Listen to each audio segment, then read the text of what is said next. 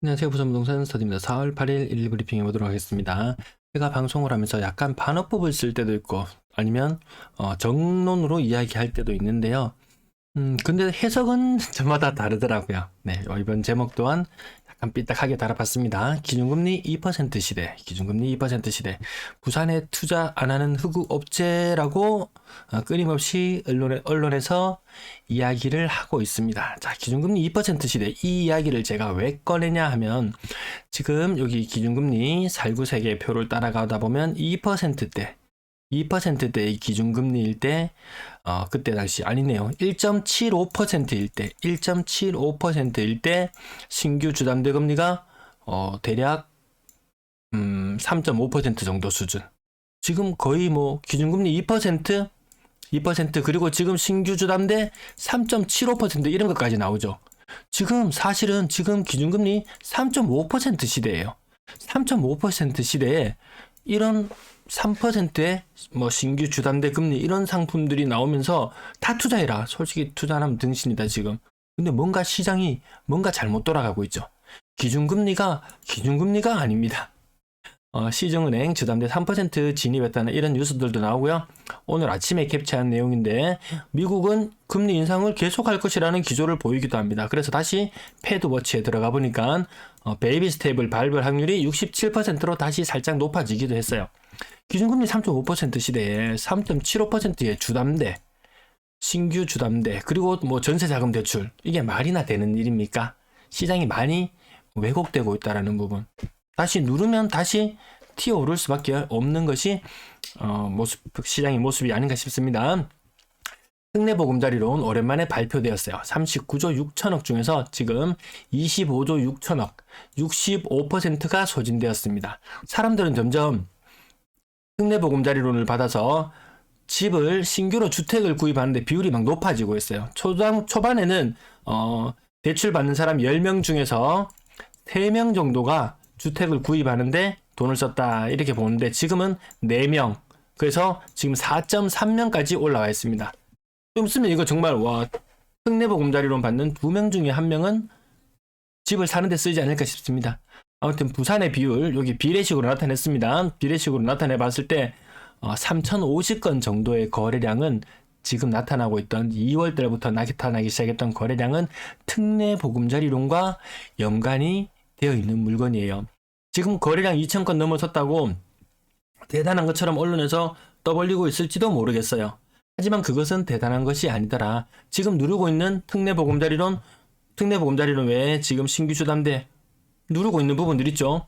3% 후반발, 이거 다시 정상화될 수밖에 없지 싶습니다. 은행은 통상 1.5% 정도, 그 정도의 가상금리를 먹여왔었거든요.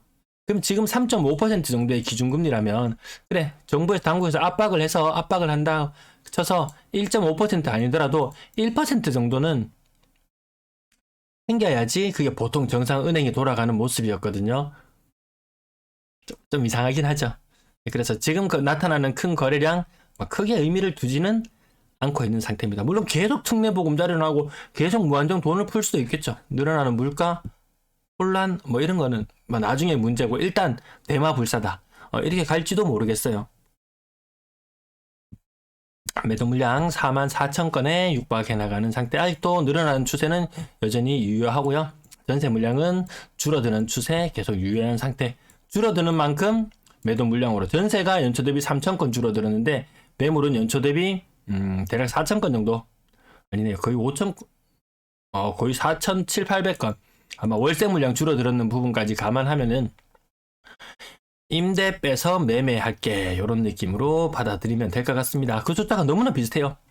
분양권 매도 물량 오늘부로 전매 제한, 이제 광역시 지역도 2년 3년 이렇게 묶여있던 것들이 줄어들었어요. 3년으로 묶여있던 것이 줄어들었습니다. 그러고 나서 매물이 폭발적으로 늘어날까라고 지켜보니까 그렇지는 않았어요. 전주 대비 한 90건 정도. 근데 근래 들어서 오름폭은 제법 큰 편으로 보이고요. 여기 크로스 되어 있습니다. 작년에 매도 물량 평균선과 지금 올해의 선이 요게 교차되어서 나타났다는 부분, 그런 부분들이 의미가 있습니다. 90건, 지난주에는 35건이 줄어들었고요. 이번 주에는 90건이 늘어나서 지금 분양권 매도 물량 1300건 수준, 1300건 수준까지 올라와 있는 상태고요. 매수 심리는 12.6, KB부동산에서 발표하는 매수 심리는 12.6, 세종시는 40 정도예요. 세종시도 별거 없어요. 제가 여기 계속 나타냈었잖아요. 60 이상이 좋은 시기다. 다만 내려올 때는 40 아래로 내려 꽂아야 돼요. 지금처럼 거래량이 폭발적으로 증가하는 시기에는 일반적으로는 매도 물량을 사람들이 걷어들여요. 매도 물량을 걷어들인다는 말은 매도세가 약해졌다는 말. 그 말인즉슨 이 빨간색 선이 이렇게 치고 올라가야 되거든요. 치고 올라가지를 못해요. 사람들이 팔려고 모르게, 남들 모르게 인터넷 게시판에는 분위기 좋다고 높은 호가의 물건 막 나오면서 빨리 사라고 막 이렇게 선동질을 하면서 자기도 물건을 내놓는다는 말밖에 안 돼요. 매도 물량이 왜 이렇게 자꾸 늘어나요? 거래량 98건 중에 신고가가 1건이었고요. 특례 보금자리론으로 인해서 지금 거래량이 영향을 받는 곳이 여기 2, 3, 4월 달에 거래량이거든요. 이 중에 3,000건은 특례 보금자리론하고 관계가 있습니다. 특례 보금자리론이 아니었다면 이 거래량이 나올 수 있었을까라고 생각하면 아마 회의적인 부분이 있을 거예요. 특례 보금자리론 지금 소진되는 속도가 조금 더뎌지면서 5월달 중반 되면 끝날까 싶었는데 아마 6월 이후까지도 있지 싶어요. 그리고 이거 다 소진되면 또 그 이후에 또 뭐 하겠죠 뭐. 정말 대마불사라고는 하지만 너무했다. 집 가진 사람만 대우받고 돈, 현찰, 현금 가지고 있는 사람은 등신 취급 받아버리는 거. 이거 민주주의는, 아니 자본주의는 원래 그러한 모습을 가지고 있었습니다. 그래서 우짜둔동 공부해서 현상 유지만 하려고 해도 최소한의 노력은 해야 되는 것이 본 모습인가 아닌가 싶습니다. 거래량 특례 보금자리론에다가 3% 말도 안 되는 3% 후반대에 신규 주담대까지 가세했는데 거래량이 이거밖에 안 돼요.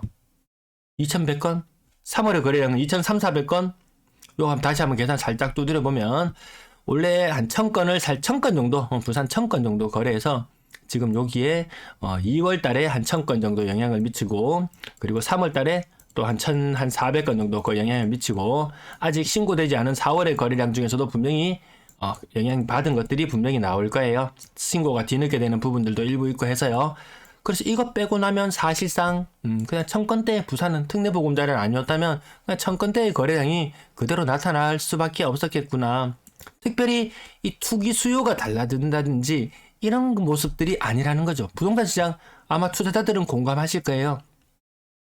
투자자들은 실거주 목적으로 집 사는 사람 일부에 의해 가지고는 집값이 요동치지 않았잖아요.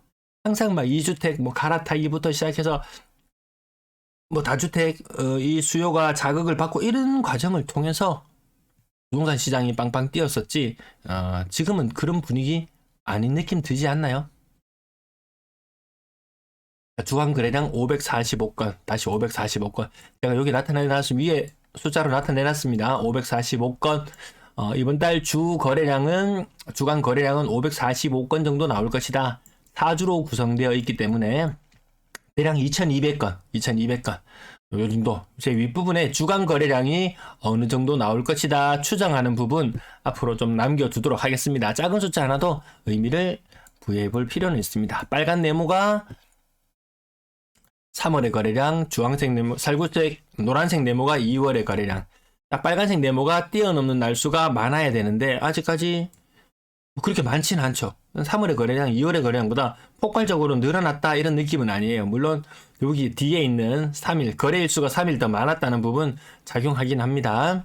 삼익빛이 대형 평형 고점 대비 20% 정도 떨어져서 가격 18억. 금액까지 말해달라고 하는 부분 계시는데 우리 빠르게 흐름만 파악하기 위해서 옆에 숫자만 몇 %인지만 알아 말씀드려도 이해하실 거예요.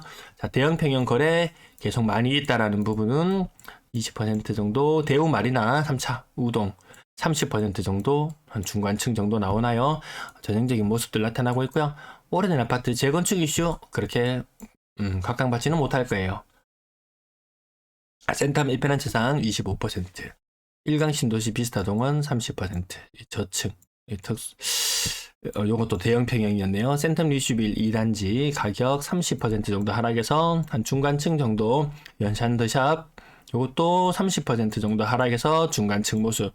이게 가장 일반적으로 계속 나타나는 거라고 말씀드려요. 근데 뭐 층수 따지고 층수도 안 따지고 40% 하락했던 물건 분명히 있었어요. 이 저층. 근데 지금은 30%의 로얄층들이 거래되고 있어요.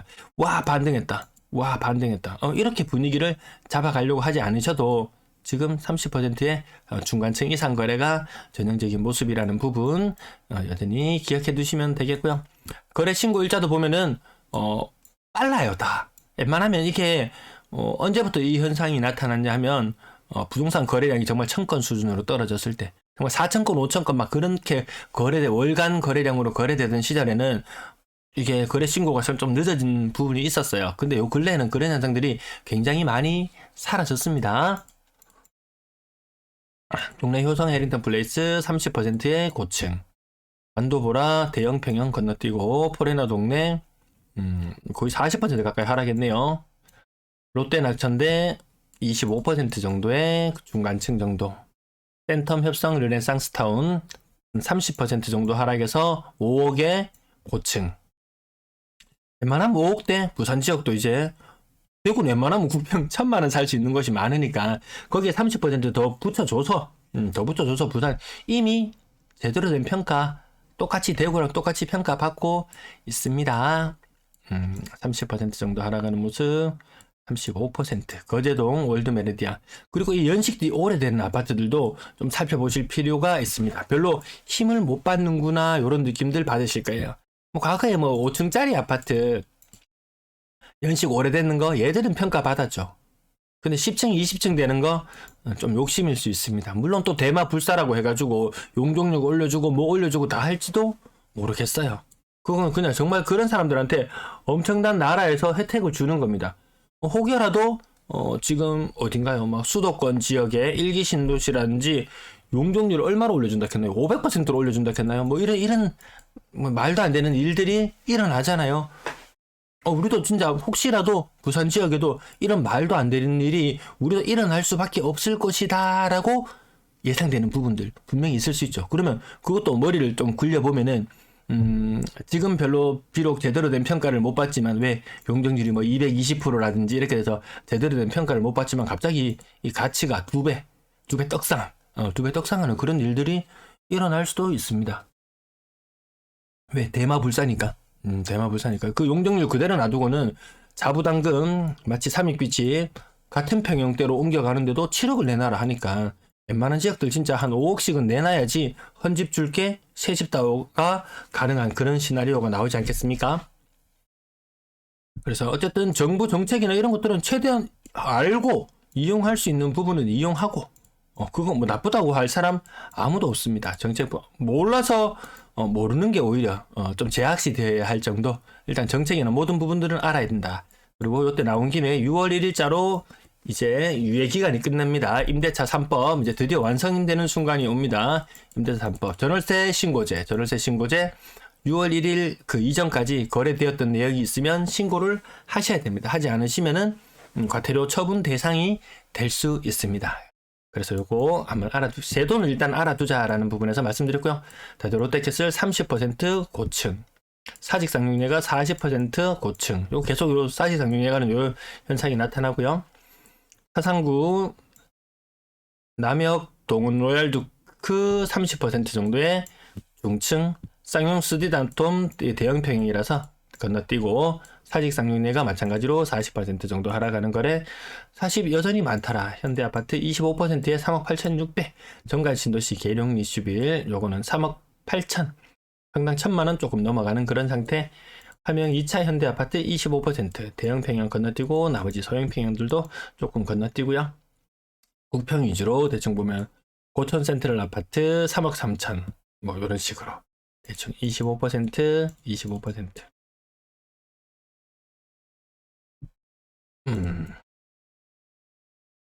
네, 뒷부분, 앞부분. 그리고 3억 이상 아파트 여전히 많이 거래되었습니다.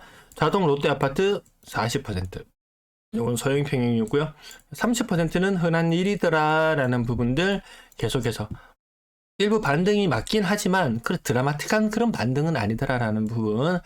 2월 달에 아마 비싼 아파트들 굉장히 많이 거래되고 이것들이 계속 비싼 아파트 지금도 대형 평형 많이 거래되고 있긴 해요. 근데 계속 거래량이 늘어나고 쭉쭉 치고 올라가줘야 되는데 그런 분위기는 아니죠.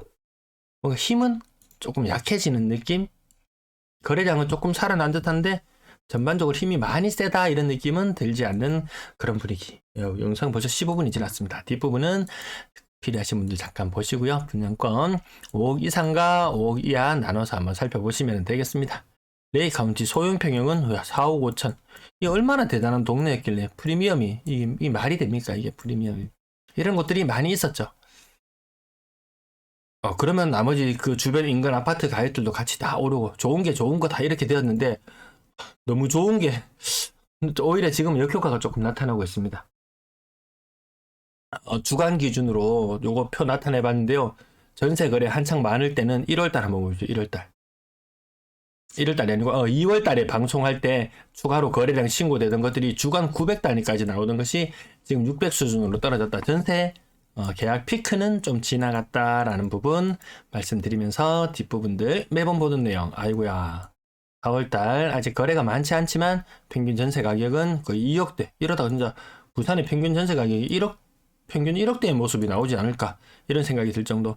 근래 들어서 전세자금 대출 금리도 낮아지기 때문에 여기 앞부분에서 전세 어제도 말씀드렸었죠 제가. 전세 금액이 일부 반등하는 듯한 그런 느낌들 받으실 거예요. 예, 물량은 많다라는 부분. 그래서 나 전세 금액이 너무 올라서 나 그 돈 내고는 못 들어가겠다라고 생각할 필요 없이 시중은행에서 대출 받을 수 있는 금리하고 크게 그래서 개인이 져야 되는 부담의 수준은 금리가 높을 때나 낮을 때나 뭐 그 수준은 늘 비슷합니다. 그래서 가급적이면 임차인 입장에서 싼 걸 얻는 게 좋겠고 임대인 입장에서는 비싸게 내는 게 좋겠지만 그 어느 정도 금리나 이런 부분들 늘 생각하시고 움직이시면은 지나치게 높은 전세 금액으로 내놔서 임차인이 구경도 안 온다든지 아니면 지나치게 낮은 금액으로 해가지고 정말 나중에 뭐 집도 연식도 차고 막 수리도 해야 되고 이런 부분들까지 감안했을 때 근데 미치는 장사하는 거 아닌가 이런 느낌이 들지는 않아야 되겠죠. 네, 시청 감사합니다. 주말 잘 보내세요.